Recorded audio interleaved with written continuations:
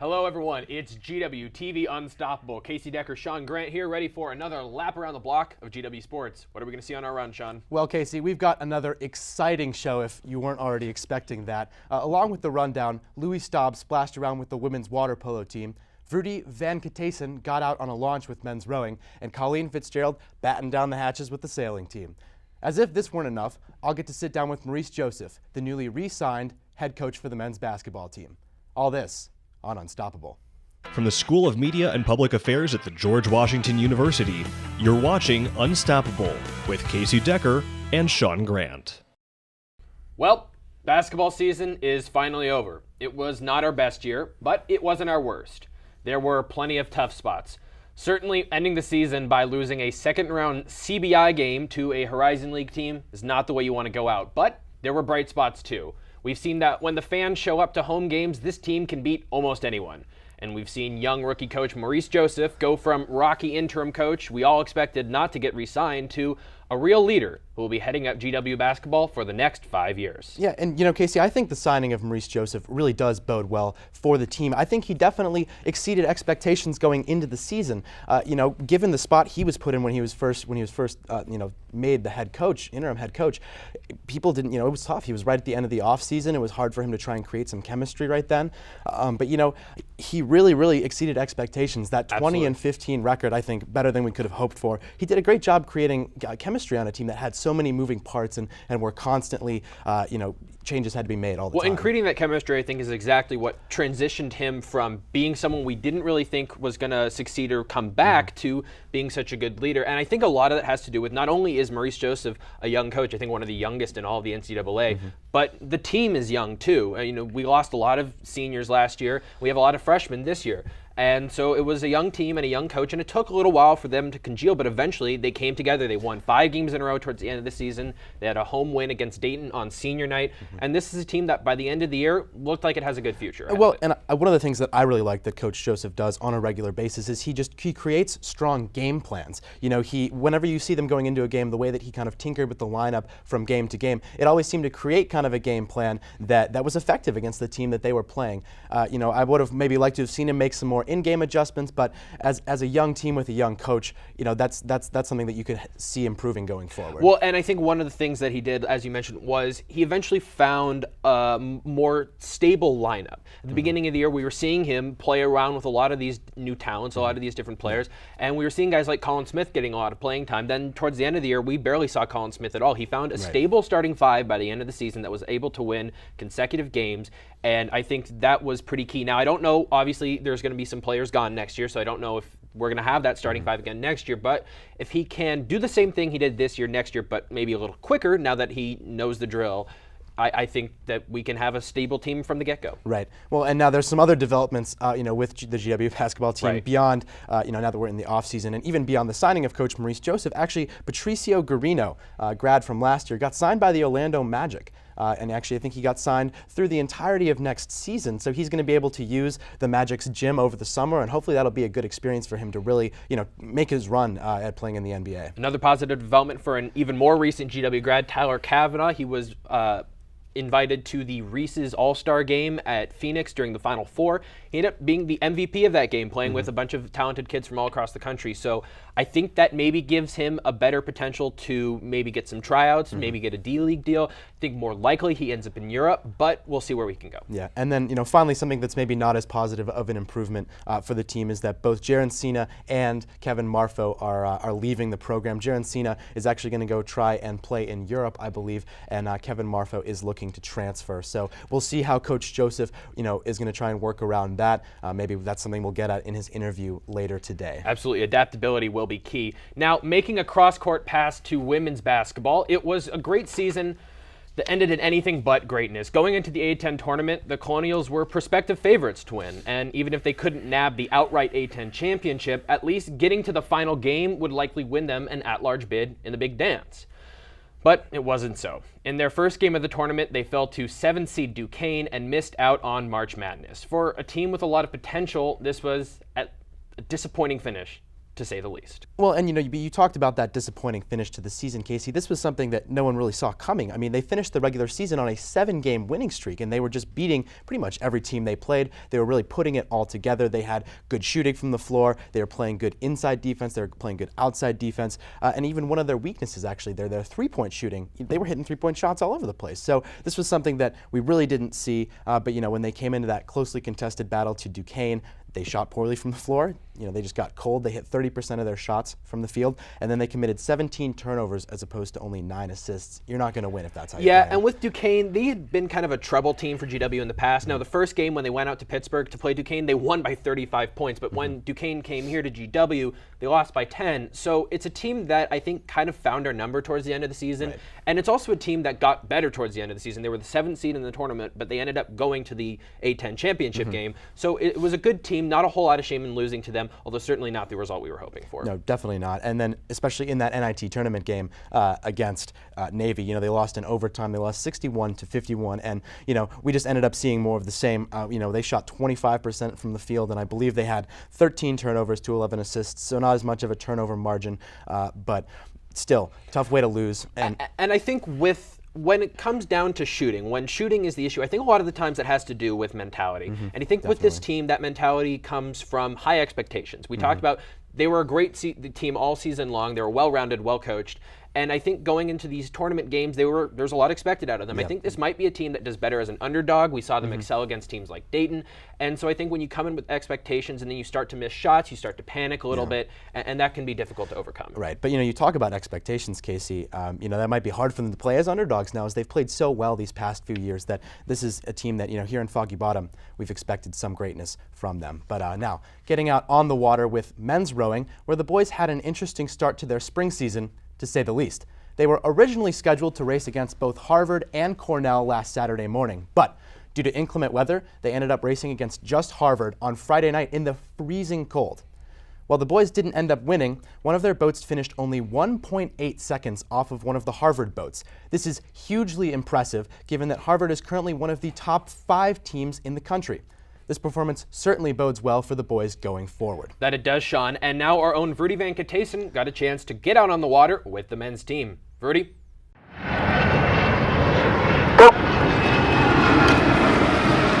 If anyone understands the meaning of teamwork, it's the GW men's rowing team. These 24/7 athletes have worked diligently to move up the national rankings. A typical day usually starts around 6:15 a.m. We grab a snack and then head down for a 6:45 practice. That usually runs about two hours. And then we kind of all race up to our 9:35 classes, and we have class from 9:35 to about 4:30, 5 o'clock.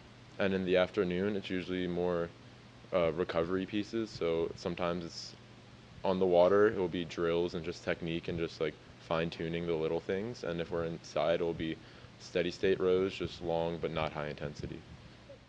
The team has certainly put in a lot of hard work and dedication throughout the week. Let's see if it all pays off here at the GW Invite. For this upcoming weekend, I have every confidence that our boat's going to win every race that we're in. Says senior and captain Brendan Keegans. The GW Invite is special in that it hosts both men's and women's teams from all across the country. Confident about his own team, Coach Mark Davis had this to say. They're mature, they're committed, and they're focused. They have a really clear goal of what they want to accomplish, and they're not going to let anything stop them from reaching that goal.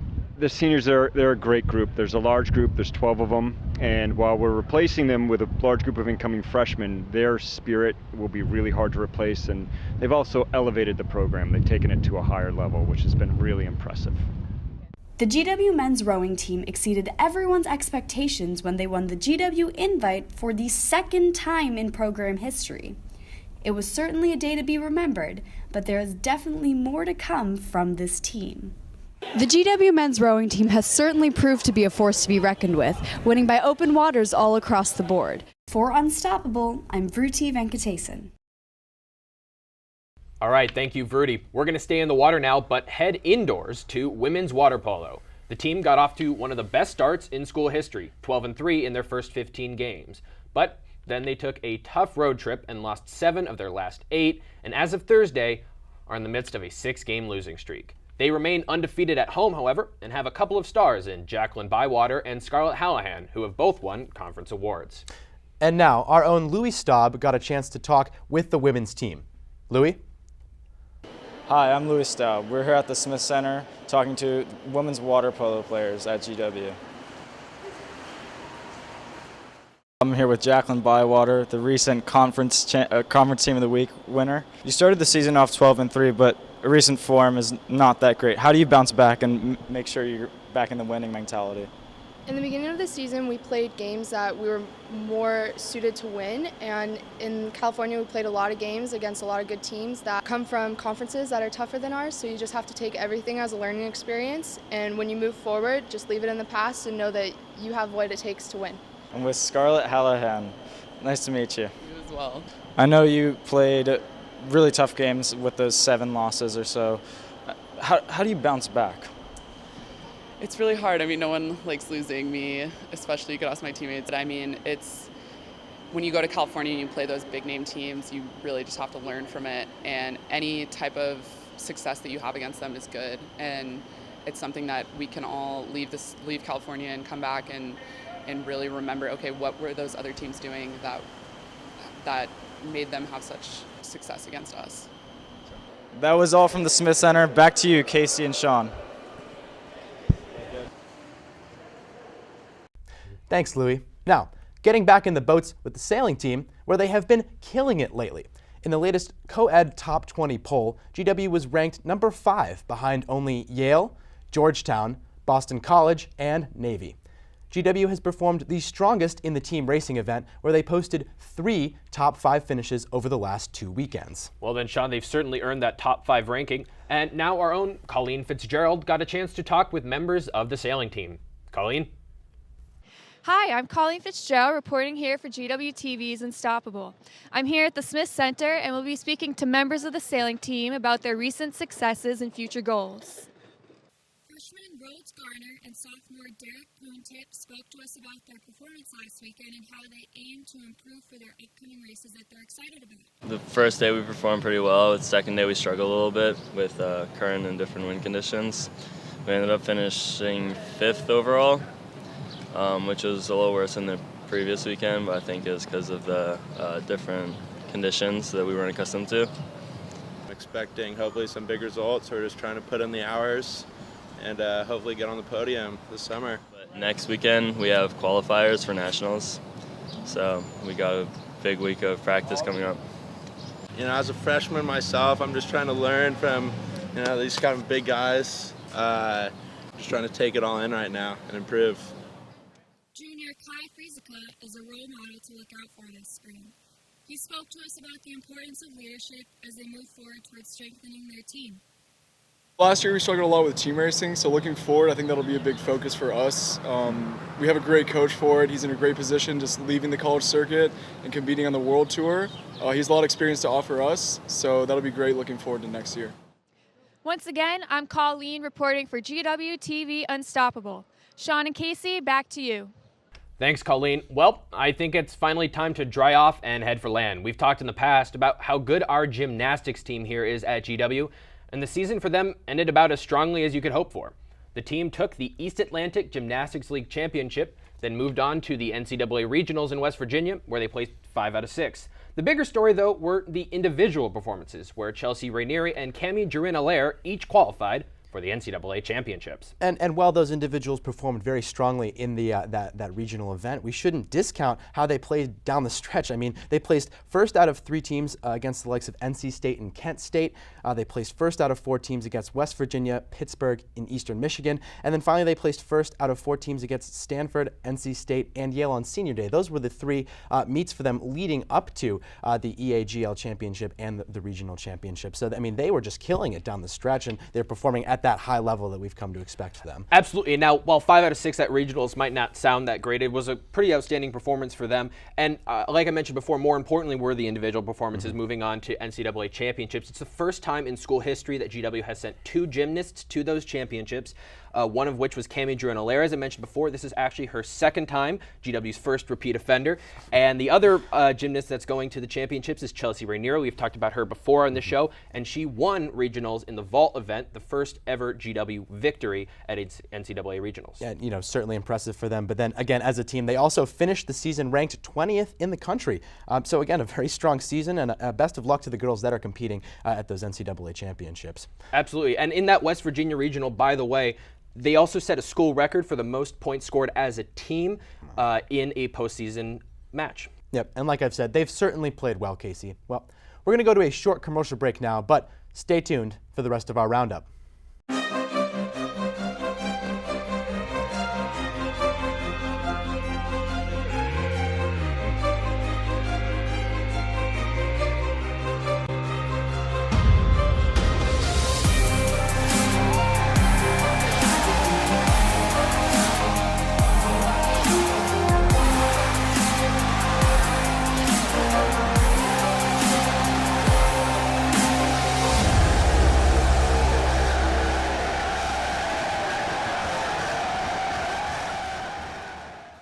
Welcome back to Unstoppable. It's finally baseball season here, and things out at Barcroft Park are pretty average right now. The team currently sits at 13-16 overall, 2-3 in conference.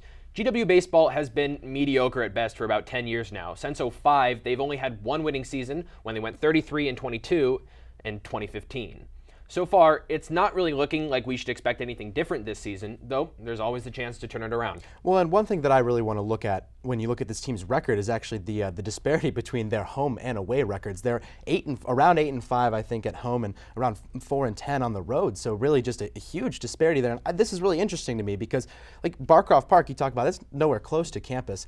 And so, I know from my experience playing high school football, we had a stadium that was really, really far away from our actual school. It never felt like we were playing any home games. So I don't know if it's, this is how they kind of conjure up that home field advantage, so to speak. It's obviously not a huge advantage, but I think that's just an interesting point to Well, note. I certainly think it helps them that they don't have to travel, obviously. That's one of the main advantages of playing at home. But I do think it could help them more to actually have a stadium that fans could attend. I think not having fans in the stadium, it hurts teams. We've seen with GW basketball, for example, that when fans turn out, they perform much better. I think we might be able to see the same thing with other teams, but it's simply inaccessible to students. It's not even on a metro line or anything. It's just way out there in Virginia.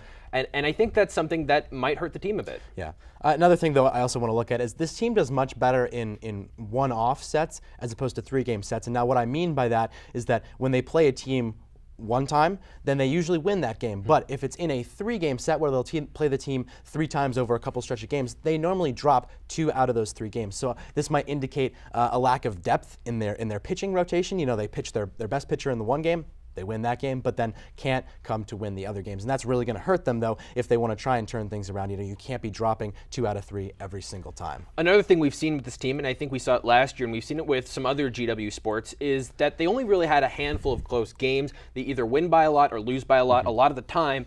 And that just, I think, comes from matchups. I think it comes from playing teams that are maybe a little bit out of our league or playing teams that aren't quite at our level. And I think maybe trying to look for those teams that are a little more evenly matched would give GW some opportunities to actually, have more competitive close games. Right. One player, though, you should keep an eye on, senior center fielder Joey Bartosik.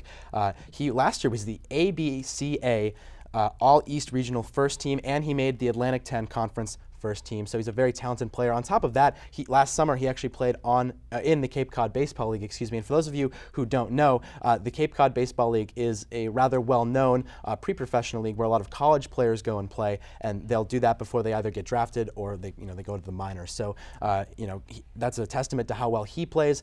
He probably had some scouts looking at him. So we'll see if he can, if he does that again this summer, and we'll see if he can really pick things up going forward as the leader of that team. Well, it does seem that although the team maybe not elite, it just seem like Joey Bartosik is, and so we at least have one star there who we can look at for the rest of the season. Right. Now going back around the horn with women's softball, where the girls are hovering around 500 so far. Much like the men's baseball team, they tend to struggle on the road or at neutral sites, but perform much better at home, where they have a 10-6 record.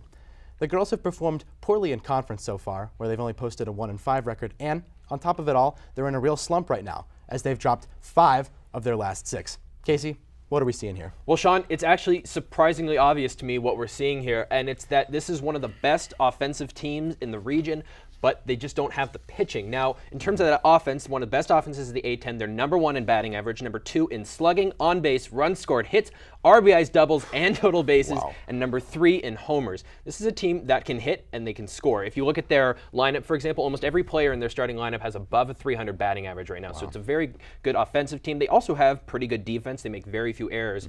But when it comes to pitching specifically, they do not have very much depth. They have Sarah Kostlow. She's really their only pitcher. She has a 2.12 ERA right now. Very impressive. But she's also pitched, I think, 96 out of a total 212 innings pitched for the team. So she's pitching about half of their innings right now.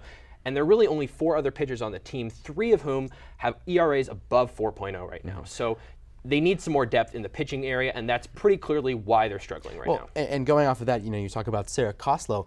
If you have a pitcher that's pitching that much, obviously, they're allowed to do it. Throwing underhand doesn't hurt their arms, so there's not going to be a physical toll on her as much. But I think especially if you see teams, you play them a second time. So, now that they're getting into some of their A10 competition, if they see some of those teams again in the A10 tournament, those teams are going to know how to hit Sarah Kostlow because they've seen her so many times. And just if a player is pitching that much, it makes them that much easier to scout. So for those hitters, that might not bode well for Sarah Kostlow going down the stretch. We might see that ERA pick up a little bit simply because the teams will know how to hit her. They've seen her before. Another performer I want to point out is Jenna Cohn. Now, she has been absolutely impressive hitting. She has 14 homers right now, which is the most in the A10 by a mile. No one in the A10 besides her even has double-digit homers right now. And if you look nationwide, she is number 4 in the country in all the NCAA Division I in terms of homers. So we have a real powerhouse, and she's just a freshman. Wow. Certainly going to see some good things from her going forward, man. That's a player that you really want to look at and say we can just simply develop them a lot going forward. And one final stat is that Megan Lynn, their shortstop, now is the all-time GW leader for hits. So we're going to stay on the Vern now, but move from the field to the courts, where men's tennis is having a stellar season. They're currently 13-5 on the year and are headed down the home stretch with a 4-match winning streak and only 4 matches remaining before A10 championships. We're also seeing the return of Julius Tvarionis, who in his senior season has already nabbed a pair of A10 awards, is 22-8 on the year, and has won his last 7 matches in a row. But again, Casey, going back and looking at this team as a whole, they are perfect at home and at neutral sites, which means those only 5 losses came on the road. And again, that means they're not losing every road game too. They've shown that they can win some road matches. But again, being perfect at home, that you should look at that down the stretch and see every home game that they have.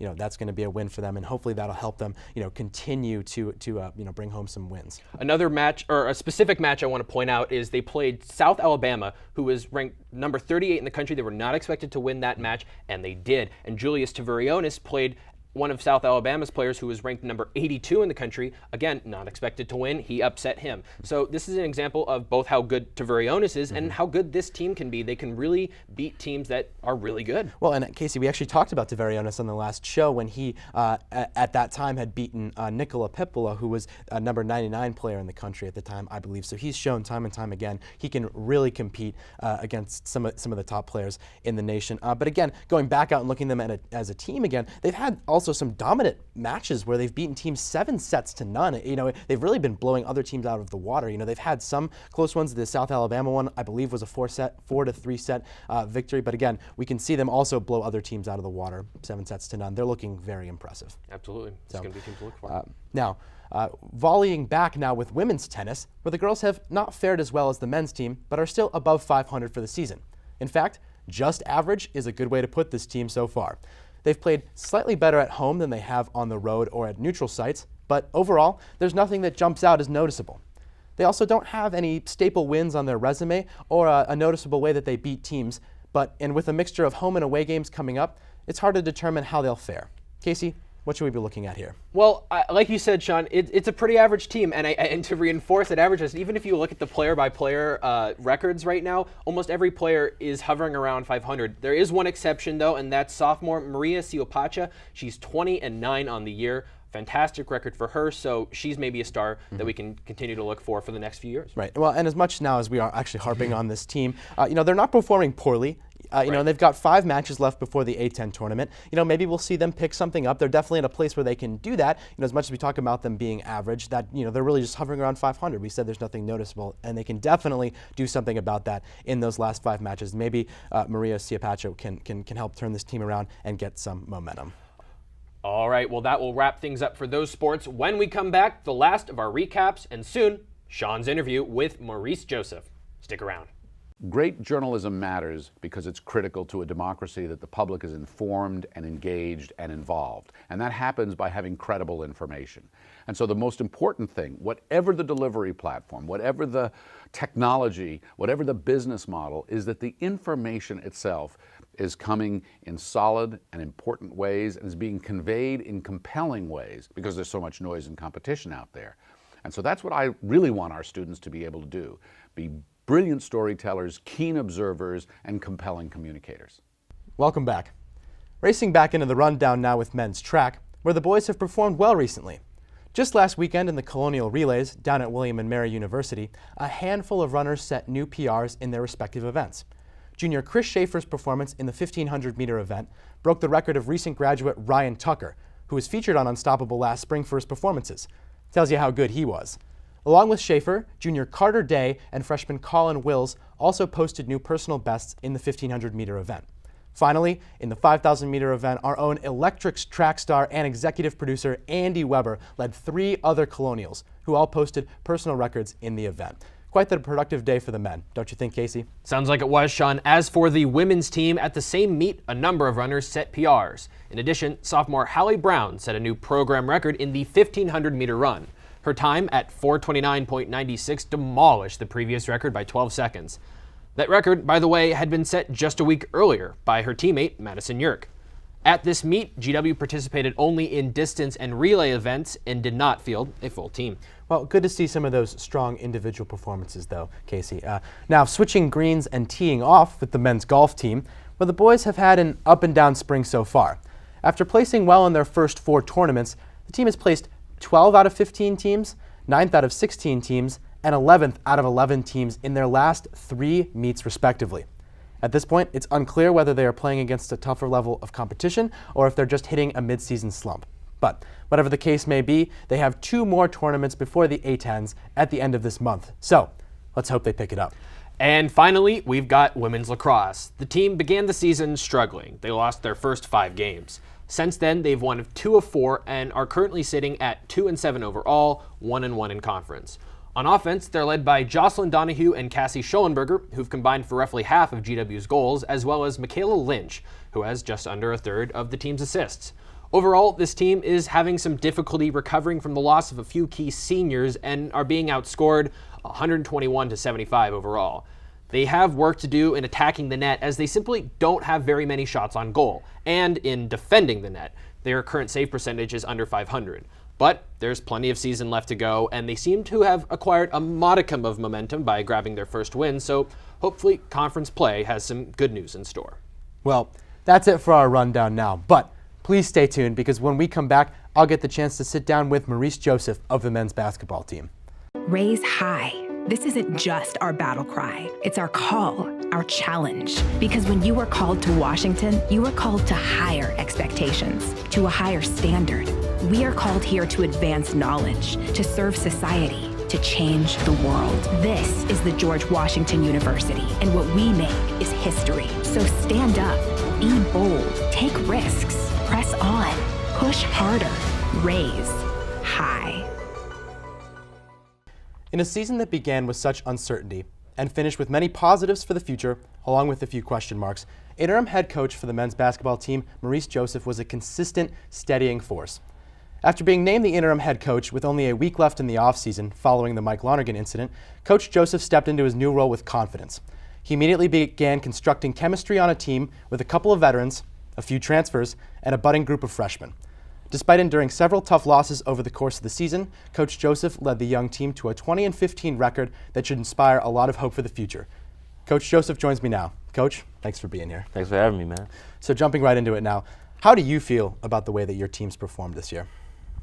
Well, I was really encouraged. I thought that obviously, it could have been a really shaky year, but I credit our guys for being resilient and really just focusing on the season and limiting all distractions, and was really happy about the grit that they showed throughout the course of the year. When you think about us, winning games after being down 18, down 15, and so we showed a lot of grit, a lot of resiliency, and I'm proud of how our guys just responded to adversity, and that shows a lot of toughness. Well, talking about adversity and grit, what was the toughest loss for you for this season, personally? I think the VCU loss for everyone, it kind of stands out, the way we lost on a call that probably shouldn't have gone that way, but a non-reviewable type of call. But so that was easily the toughest loss, just because of the whole atmosphere involved with it, right? The whiteout, the sellout crowd. After the way VCU beat us handily in their gym, and we executed our game plan really well. Then Yuta hit that big shot in the corner at the end. So there's a lot of reasons why I felt we should have won that game, but unfortunately it didn't go our way. But that was a tough one to handle. But again, talk about adversity and resiliency. Our guys really handled that well, and then bounced back and beat a tough Bonnie's team in our gym. I think 2 or 3 days later. So just goes to show what kind of character we had in our team. So I was really proud of our fight. Yeah. Going off of that, how about the best win? The best win, I think the best win was Dayton.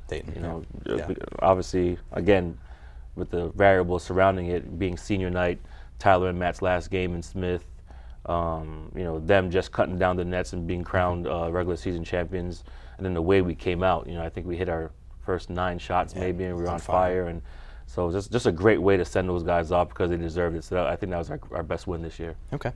What was one thing that you wish you could have changed at the beginning of the season? Hindsight's always 20/20, but now looking back at it, what do you think you would have changed at the beginning of the season? I think from an X's and O's standpoint, could have done some things a little differently to get us going in a smoother direction. But again, the young guys didn't have the experience that they had midway through the conference season when we were able to change some X's and O's things. So hindsight's 20/20, like you said, but some X's and O's things, some concepts offensively, just different sets that could have set up guys like Jair and Smitty and Toro a little better early on. I probably would have changed some of those things earlier. Okay. Well, now going off of that, I think one of the strongest parts of your coaching style is the game plans. I think it's very noticeable that when you go into a game, that starting rotation you have is effective immediately. What goes into your thought process when you're making kind of those the lineup changes that are going to bring chemistry to the team? Well, it's a lot of time. It's a lot of sleepless nights. I'll tell you that. It's just really hunkering down with the staff, looking at what we have, looking at what the other team has, trying to figure out how they play, and then how can we best, counteract that, whether it be on offense or defense. And it really just is a lot of time and kind of just watching and brainstorming and figuring things out. And winning is hard. Every 40-minute game takes about 20, 30 hours of watching film and getting it together. But that's what we need to do, and that's what we're used to, and that's how we've always done it. And that's what we'll continue to do. The game plans are huge, and being able to have a slight edge in terms of knowing what a team is going to do and how we can blow it up and all those kind of things, and then throw wrinkles that they might not expect, whether it be on offense or defense. Those are things that we take pride in as a team, and our guys do a good job of really following those game plans, executing them, and then when we do, the results are pretty good for us. Now, one criticism actually that I've heard of your coaching style is that you don't make enough in-game adjustments. Do you think that this is true? No, I mean, you can always make more adjustments, I guess, throughout the course of a game. I think we do a good job adjusting ball screen coverages, and we've changed defenses up and throughout the course of the year. So I think I made a lot of adjustments, honestly. But that's a fair criticism. Okay. Now moving into the off season now, I mean, what player do you think you'll miss the most from the roster you had this year? I mean, Tyler Kavanaugh is the obvious one. That's what he does from a production standpoint. Scoring on the block and scoring on the perimeter, getting to the free throw line. Then when he brings kind of off the court in terms of leadership and experience, those are just tough things to replace. Obviously, you got to do it by committee. We got to get some good pieces in here. But what he does on and off the court for us, we'll miss. He's a tremendous talent. What player do you think will make the biggest jump this offseason? I think Jair Bolden. I think Jair. We saw his progress really. Midway through non-conference season, probably close to A-10 season, when his play just started to rise. You know what I mean? He really started to get a feel for how to play the point guard position at this level, and he started handling pressure better, making better decisions. Then he started knocking down shots and being aggressive, getting his feet in the paint and all that. So I think with that confidence that he had throughout the A10 season and doing really well. I think that will kind of carry over to the off season and then into next season. You've certainly lost some size up front, obviously with Kavanaugh and now Marfo taking off too. How do you think you're going to work around that going into next season? Recruit, bring in guys with the size and toughness that we need to win, and then go from there. But Smitty and Tura are going to have great off seasons, and then we do have Patrick Steves back, who was a great low post threat and kind of a versatile player for us. So we feel good with what we have, but we do need to get somebody in here who can help us win immediately. Now talking about Colin Smith, his playing time certainly dipped as the season went on. Yep. Was that simply a function of wanting to develop him more and have him mature more, or is there something else there? A little bit of both. I think when freshmen come in and they do really well early, it gives other teams an opportunity to scout and get a lot of film on them and prepare for them and all those kind of things. And once people really start to figure out what his game was like and what they could do against him to be successful, I think that kind of hurt his minutes a little bit. And then obviously sometimes freshmen hit the freshman wall, so to speak, and he hit that a little bit with confidence and all those kind of things. So it's just something that freshmen go through in general, but he's a tremendous player, and we're looking for him to be one of our pillars for a very long time. And he has a world of talent, a world of athleticism. He's a guy that can, honestly, the sky's the limit for him. So we're looking forward to developing him and increasing his role as his career prolongs. And I think he could be all-conference type player in this league. Okay. I've got one last question for you. Now, you've certainly got some great young talent we've talked about here, but you've got the departure of Cena, Hart, Kavanaugh, Marfo. The type of makeup that those players are, them leaving, do you think that the identity of this team is going to change at all now that you've got some of, it's a different look. You got bigger, stronger, more athletic guards, and you've got longer, lankier big men. So, do you think the makeup of this team, the identity will change at all, or do you think you can carry that through? No, I think the identity stays the same, because I think the identity comes from what I instill, on a daily basis, and I think teams typically reflect the identity of their head coach, and that's the whole plan. You kind of preach values and beliefs and all those kind of things on a daily basis, and we're still going to be gritty, we're still going to be tough, we're still going to be, it might not be as talented or as big or as this or that, but our identity is going to remain the same, and that's one of my staples, one of my goals, one of my things that I won't let, falter, because I think that's what you need to do. You have to instill values early, and some of our returner guys are going to be able to do that for the freshmen that come in, any transfers we may bring in. So I think our identity stays the same, even though our talent and personnel might change. All right, well, that's all I've got, Coach. Thanks for being on here today. I appreciate it. Thank you, man. We're going to head to a commercial break now, but after the break, Andy Weber will head in here from the control room to let you know what sporting events to look forward to in the coming weeks.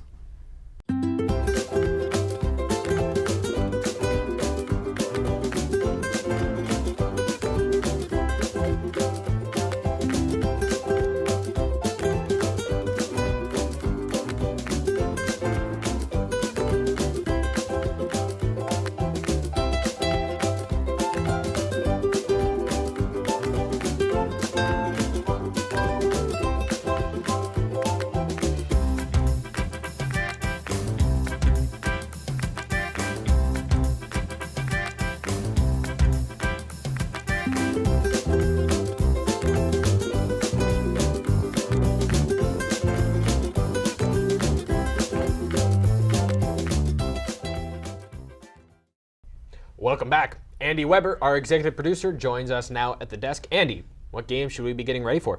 Hey guys, as you mentioned, it's both baseball and softball season. Baseball's next two home games will be against UMBC on April 11th and a week later on the 18th against Coppin State. Both games will be played at Barcroft Park in beautiful Arlington, Virginia. At the Vern, softball will clash with Delaware State on April 11th and the St. Louis Billikens on April 15th. Lacrosse will face VCU on the 15th, followed by Duquesne on the 23rd.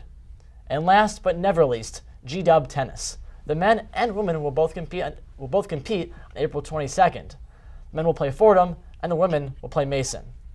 Well, thanks for illuminating us there, Andy. Well, that's all we have for you today, folks. Thanks for tuning in. One quick note for me, this will be my last time behind this anchor desk. I'll be transitioning into a new role as moderator of Colonial Crossfire, so next time you tune into Unstoppable, there will be a new face here next to Sean, but I'll still be around for our live coverage events on Facebook, so I will be looking forward to those.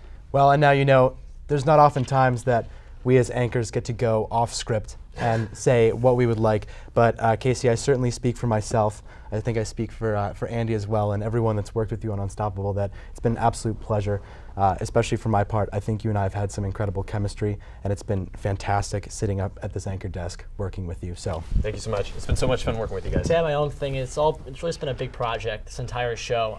It was definitely a rough start, but through the entire thing, you were there with us, teaching us something. I think you learned some stuff yourself. But all in all, it's just been a great few months with you, Casey, and thank you for helping us start this and reboot this wonderful show. Thank you both so much. I owe a lot to you guys. And as for all of you Unstoppable fans, make sure to like GWTV on Facebook and follow the show on Twitter at GWTV Unstoppable. For all of the Unstoppable crew, we'll see you next time.